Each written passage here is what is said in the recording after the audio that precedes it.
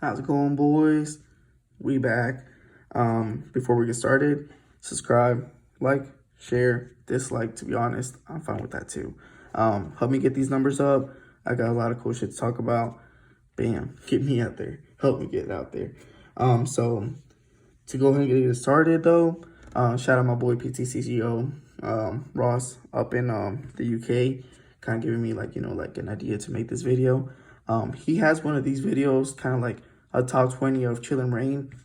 But I kind of wanted to do one too, but like a top 10 only, because top 20 is crazy. And that's a lot of predictions.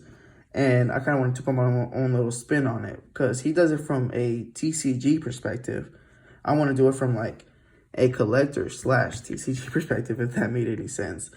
So basically, to give you guys a rundown of what I'm going to be doing today is, the best example is, you guys remember back then when Battle Sauce came out.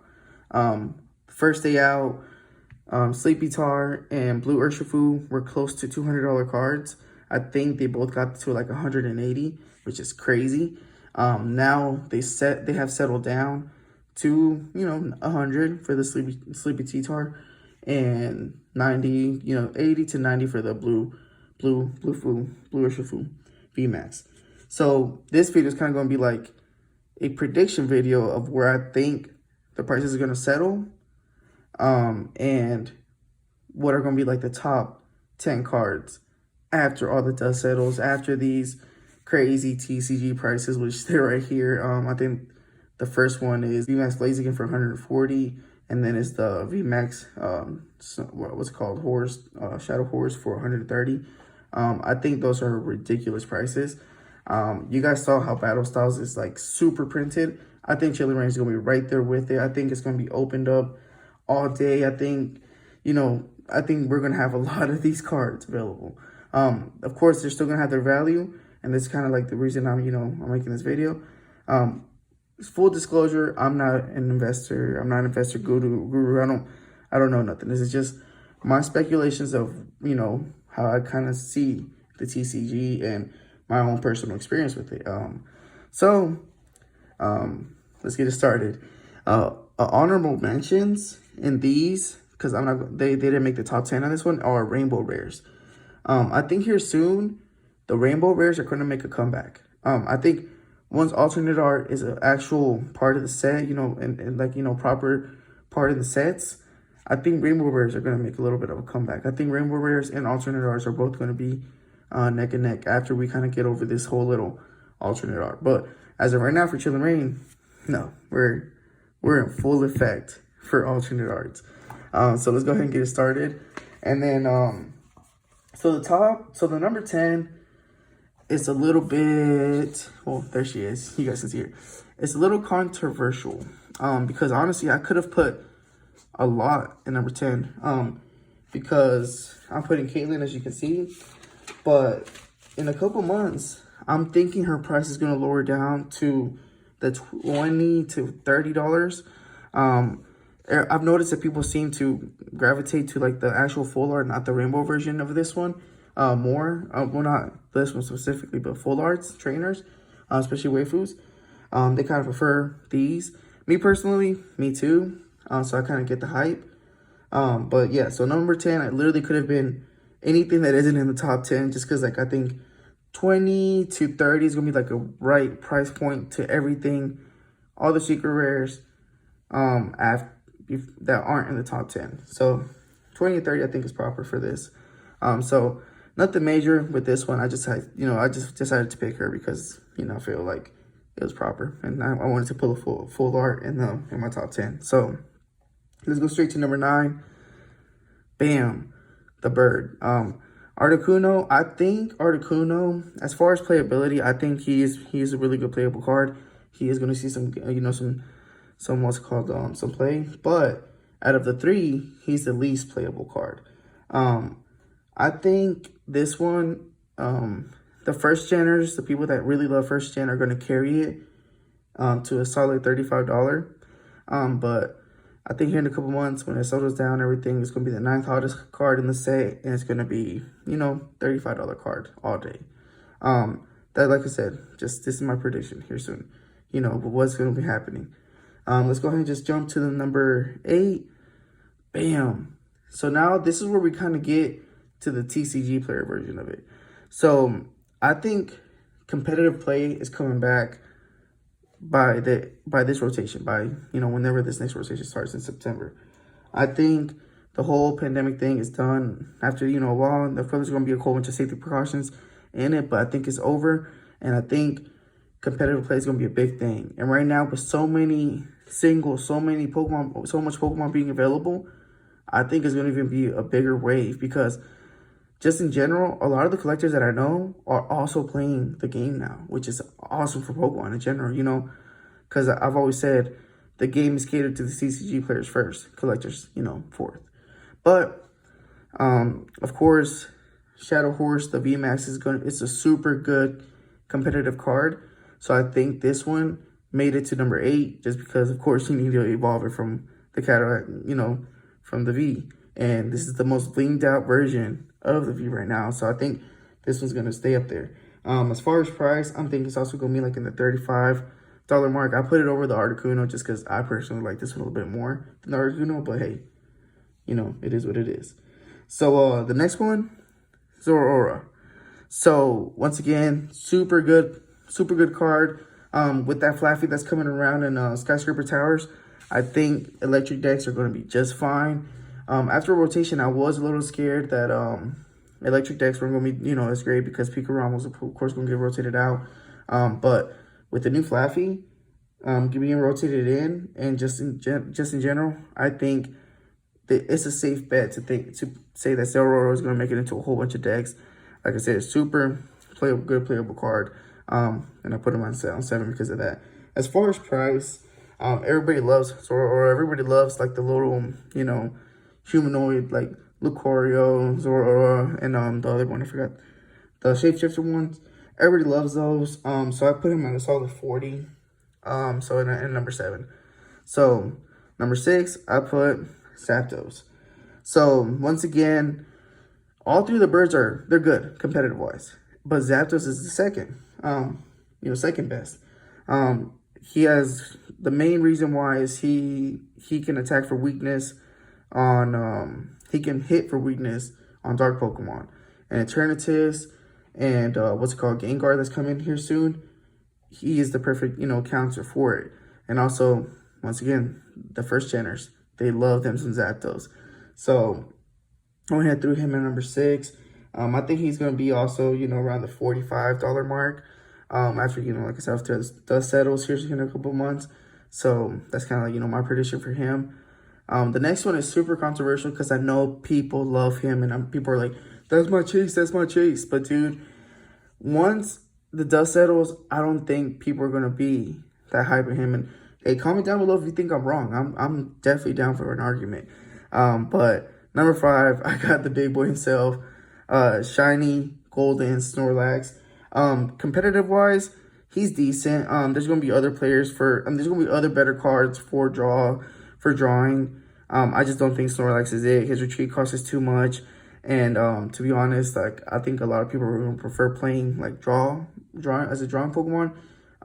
What's his name again? Kricketune, a lot more than him. Right now, I think there's a lot of hype. I think I've seen him in TCG Player for like averagely listed for 120. Right now, he's like the 3rd most expensive in the set. I just think the hype is going to die down. And, you know, it is obviously going to still be hype. I put him above the other ones for another reason, you know, for that reason, because they're still going to be hype. But the four cards in front of this one are going to be even way better. But I put him in number 5. As far as price, I'm thinking he's going to be also in the $45 range. If you guys remember Houndoom, super playable card. Everybody loves some Houndoom. And, you know, the dust has definitely settled in battle styles and is about a $40 card. So I think Snorlax is going to sit around there too. Number 4, honestly, I could have switched 4 and 3, but I went ahead and put 4 here just because I wanted to put number 3 and number 3, so I can say I put him at number 3. But Icehorse. So from the beginning, honestly, he was the second, you know, he is still the second, you know, better of the horses. But he is definitely super playable, especially with Melanie, shout out Melanie, being in the set. His attack is just super viable. I mean, hitting 250 damage, that's crazy. Of course, VMAXs usually can't knock VMAXs out, but hitting 250 damage, that's crazy. Of course, of water, you can accelerate energy with Frost Laws, and right now with, what's it called? So I definitely got him number 4, and as far as the art, this is beautiful. So number 4, as far as price, I think this guy's going to stay in about $60 range, which I think is completely fine. Going back to battle styles, kind of like how single strike Urshifu, we know that's the second better of the, of the single strike and rapid strike of the foos. And he's about there, about $50 to $60. I think that's where Ice Rider's going to stay. So number 3, the best of the birds. To be honest, he accelerates Dark Energy. And as far as Tyranids being, still in the meta, in rotation, he's going to see a lot of play. I honestly think Moltres is like, I personally think he's the coolest of the arts. This whole thing, the fire, of course, Dark Firebird is awesome. For me, Zapdos is the corniest. Articuno is kind of cool because he has the sunglasses, but Moltres takes the, it takes the cake. He looks cool. I think a lot of people would agree with me. And also as the, competitive-wise, he's definitely good. And I put him in number 3. Price-wise, I got him the same as the, Icehorse, around the 50 to 60 mark. So that's kind of where I put him. And then let's go ahead and get to number 2. So I got number 2, Blaziken. So as of right now, he's the most expensive one. He's like $140 on TCG Player, like average or whatever. And I'm pretty sure people can get $150 all day right now. But, and I think I saw this pull thing, and it's like, he's the hardest one to pull technically. But besides all that, I think a lot of people, first geners, they have a soft spot for the Galarian birds, but at the end of the day, they're a Galarian bird. They're not the original, birds. But Blaziken, this is the original Blaziken. And there is a lot of third generation, lovers out there. Me personally, dude, I love third gen. Swampert, Blaziken, and Sceptile. That was the first grass type that I considered picking over Blaziken, but of course, I still ended up picking Blaziken because he's awesome. I think people really like this art. I think he's a really decent playable card. He's, of course, not the best VMAX in the whole set, but I think he is going to stay comfortably in number 2 as far as, most expensive cards, just because I think those third geners are people that love the third gen are definitely going to still love this card. And I think, he's a hard pull, so I think, in general, he's going to stay up there. As far as price, I got him at $65. He is going to be, I think, one of the more expensive cards, but I think that's kind of where he's going to be at. And then, number 1, bam, Shadowhorse, Shadow Rider Calyrex. To be honest, this is my chase. Right now at $140, I think TCG Player has it, and of course, with all the hype and everything, I'm probably not going to buy it at that. And I honestly, depending how much money I can get coming in here soon, I'm probably not going to buy that many packs either. So if I don't pull it within the next month with the packs that I already got, I'm probably not going to keep on trying. I'm probably just going to go ahead and buy it out. So there is a little bit of bias for me to keep the price low. But just in general, I think he is the most competitively, good card in this set. He accelerates Psychic Energy, so that's, of course, awesome. I think he's going to mix well with a whole bunch of cards coming soon. I just think he's going to be a really good staple card. I think he's going to be, awesome in the game. And then also just the art in general. Dude, that's so cool. Jumping over houses and just, it's cool. Me, I am more of a new gener. I like third gen, of course, and I like, of course, Left Kanto, but I just like everything about Pokemon. And then every time something new comes out, it's new and shiny, I'm like, yes, that's so cool. So I think this is mad cool. And it just tying in, like the TCG Player about it, I think it's going to be definitely, up there. So this card right here right now is going for 140-ish, 130-ish on TCG Player average. I think when the dust settles, it's going to go all the way down to about $70. And I do think that's going to be the most expensive card in the set. After the dust settles. Now, the biggest reason why I think these prices are going to be so much cheaper than the battle styles, you know, Blue Urshifu and the T-Tar, because they're both comfortably sitting at 90 and, you know, 100 after a couple months of the release, is that I honestly think there's going to be so much more shiny, what's called Chillin' Rain open than anything else, you know, in the past few, because everybody, it's just available. It's just really available. So good job to Pokemon. You know, they've kept their promise, but it is gonna, you know, hurt the prices a little bit. Not majorly, but a little bit. But that's my top 10 of, you know, of the cards, best cards in the set. Of course, all this is just, you know, my speculations and, you know, just my history with the game. And then, of course, it's only fitting that I open the Chilling Rain pack. Try to see what I can pull. But yeah, so if you guys think I was wrong at any of them, let me know. If you guys think, you know, I'm crazy, let me know. Definitely subscribe.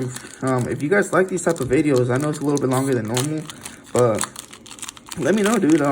I like talking. If you guys don't know that yet, I love to talk. So, if you guys like these type of videos and you want me to continue making them, let me know. I have so much to talk about. I'll flood the streets. But this is the actual first pack I'm opening up, Chillin' Rain. So let's see if I get something amazing. Hey, Pokerona, reverse rare, and oh my god! There's no way. There's no way. I literally could have not planned this any better. Zapdos. That's beautiful. Of course, like I said in the video, not my favorite of the three birds, with the Galarian version of them, but that's so awesome. That's the perfect way to end this video. All right, boys. Subscribe, like, share. Let's get it.